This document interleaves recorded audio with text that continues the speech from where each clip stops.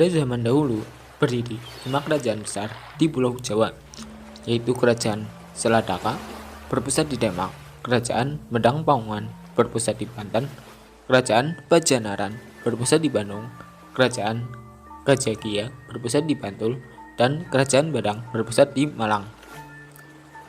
Dari 5 kerajaan tersebut, terdapat 2 kerajaan yang saling berselisih, yaitu Kerajaan Seladaka dan Kerajaan Medang Paungan. Pada tahun 20 Masehi, di Kerajaan Seladaka yang dipimpin oleh Raja Agung Kijaya akan memperoleh keturunan dari Dewi Sina. 3 hamilannya yang sudah hampir 9 bulan digegerkan dengan bencana tanpa henti seperti hujan, badai, dan petir selama 1 bulan penuh. Ini bukan merupakan suatu hal yang normal di kala itu. Benar saja, bencana tersebut merupakan ulah dari iblis yang dikirim oleh Kerajaan Medang Paungan untuk menghancurkan Kerajaan Seladaka. Berkat kekuatan dari sang Raja Kijaya dan bawahannya, iblis tersebut berhasil dikalahkan. Akan tetapi, anaknya yang masih dalam kandungan Dewi Sina terkena kutukan dari iblis tersebut. Pada saat kelahirannya, ternyata Dewi Sina melahirkan sosok kembar laki-laki. Akan tetapi, terdapat perbedaan di tangan kanan. Anak pertama memiliki tanda lahir merah yang hampir menutupi seluruh tangan kanannya. Itu merupakan kutukan yang diakibatkan oleh iblis Kerajaan Medang Paungan. Anak yang memiliki tanda lahir merah di tangan kanannya akibat kutukan iblis dipercaya akan membawa bencana bagi seluruh tempat yang ditinggalinya. Anak yang memiliki kutukan tersebut diberi nama Kramajaya dan adiknya diberi nama Sukmajaya.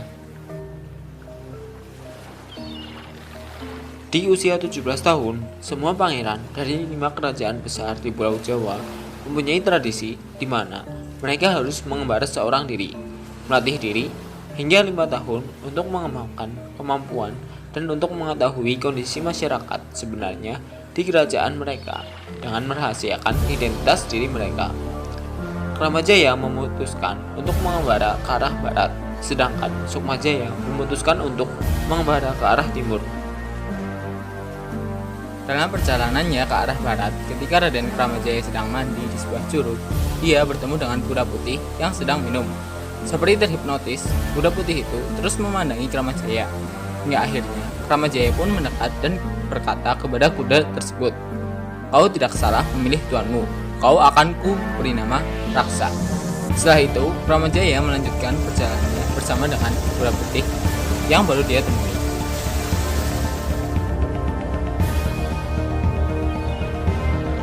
Ketika sampai di perbatasan Jawa Tengah dan Jawa Barat, Raden Kramajaya mendengar ada sayembara yang dilakukan oleh Kerajaan Pajanaran untuk memperingati hari kelahiran putrinya.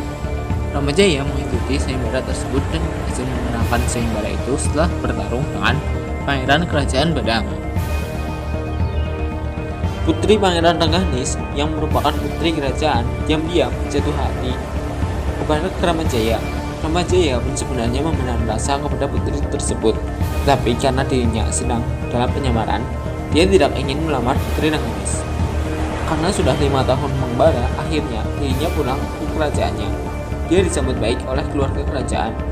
Dia pun menceritakan hal-hal apa saja yang menimpa dirinya. Dia juga bercerita telah memenangkan sayembara dan jatuh hati kepada Putri Rengganis, putri kerajaan Pajanaran. Dengan segera, keluarga kerajaan sedakala datang ke Pajanaran untuk melamar Putri Rengganis. Sampainya di sana, betapa terkejutnya Raja Pajanaran mengetahui bahwa pangeran tersebutlah yang memenangkan sayembara. Si Putri Rengganis pun sangat bahagia mengetahui hal tersebut. Akan tetapi, ketika Pangeran Kramajaya membuka ikatan hitam di lengannya, seketika suasana berubah dan percakapan berhenti. Raja langsung menolak lamaran dari Kramajaya karena beranggapan bahwa kutukan tersebut hanya akan membawa sial. Selanjutnya, Kramajaya memberi pertanyaan, apakah jika kutukan yang berada di lengannya itu hilang, Raja akan senantiasa menerima lamarannya. Raja tidak memberi sepatah kata apapun, kemudian masuk ke ruangan pribadinya. Putri Rengganis mengatakan bahwa akan menerima Kramajaya jika kutukan tersebut telah hilang. Dengan segera, Kramajaya menemui gurunya menanyakan bagaimana cara untuk menghilangkan kutukan yang dimilikinya. Sang guru berkata bahwa cara menghilangkan kutukan itu harus mengalahkan iblis yang memberi kutukan kepada Dewi Sina. Tetapi iblis itu sudah tiada dan tidak diketahui kebenarannya. Kemudian, guru memerintahkan Kramajaya untuk pergi ke daerah Banjarnegara, Kebumen, dan Banyumas. Kramajaya lantas pergi ke daerah tersebut mematuhi perintah dari gurunya. Di Banjarnegara pada saat itu sedang mengalami kekeringan. Kramajaya menggali 50 mata air sekaligus, namun tidak ada air yang keluar. Karena bingung, dia bersemedi di dataran yang lebih tinggi. Ketika bersemedi, dia bertemu buaya putih yang berubah menjadi kakek tua. Memerintahkannya untuk menggali tempat dia bersemedi. Di sana, dia menemukan sebuah keris yang diperintahkan untuk mengali mata air. Benar saja, setelah mengali 1 meter, air langsung keluar dengan derasnya. Aliran tersebut mengalir deras menuju ke arah barat dan mengalir tidak hanya di Banjarnegara, tetapi juga Banyumas dan juga Cilacap, hingga akhirnya sampai ke laut. Kramajaya melanjutkan perjalanan ke arah Kebumen, tepatnya pada pantai Lembing. Di sana dia mengunjungi sebuah laut yang penuh dengan kesombongan, yaitu berkompetisi memamerkan setengah laut yang mereka buat hingga berakhir pada kericuhan. Kramajaya berusaha melerai mereka, tapi tidak berhasil. Kemudian dia memejamkan mata untuk mendapat petunjuk. Seketika dia ditemui oleh wanita cantik berpakaian hijau yang memberi selendang karena senang dengan sikapnya yang baik. Kemudian Kramajaya berkata dalam hatinya, "Wahai ombak, telarlah apa yang harus kau lakukan, dan lindungilah semua yang tak bersalah." Dengan kecepatan yang gila, ombak menerjang semua yang ada di depannya. Tapi setelah surut, selain warga yang mengikuti perayaan, mereka semua selamat. Bahkan Raden Kramajaya tetap kering, seperti ombak menghindari Raden Kramajaya. Raden Kramajaya melanjutkan perjalanannya ke Banyumas.